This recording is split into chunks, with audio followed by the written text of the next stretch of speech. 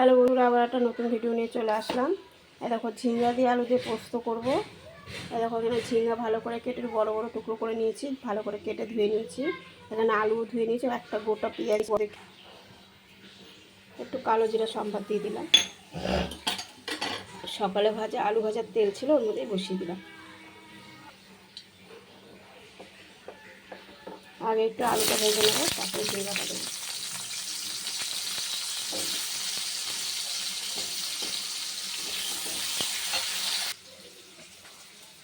দেখো বন্ধুরা, পোস্তটা নিচ্ছি।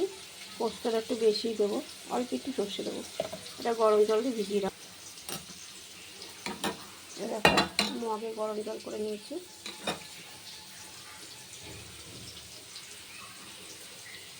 গরম জলে ভিজানো থাক। এরকম বেশি তেল দেওয়া যাবে না, ঝিঙ্গা দিয়ে তেল বেরিয়ে যায়। পেঁয়াজটা দিয়ে দিলাম, পেঁয়াজটা একটু হালকা ভাজা হোক, তারপরে ঝিঙ্গাটা দিয়ে দিলাম।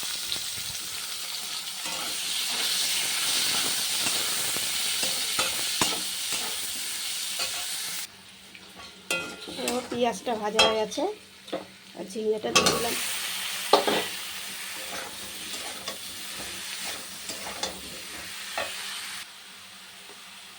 লবণ দিয়ে দিলাম,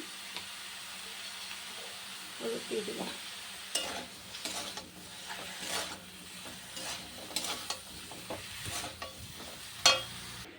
এই দেখো একটুখানি সর্ষে নিয়েছি আর 3টে কাঁচা লঙ্কা, এটা একসঙ্গে দিয়ে পেস্ট করে নেব।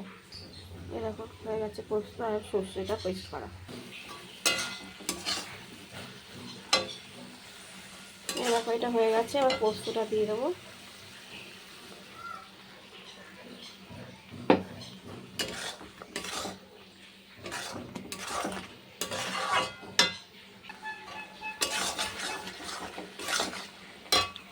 দেখো এটা হয়ে গেছে, একটুখানি হালকা জল দিয়ে দিলাম, কষানোটা হয়ে এসছে।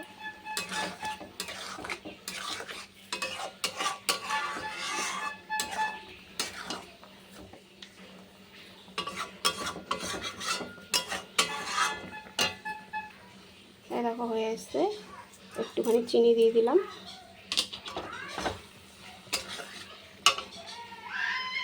আর এই যে সর্ষের তেল দিয়ে দিলাম একটু, এবার নামিয়ে দেবো। এটা হয়ে গেছে।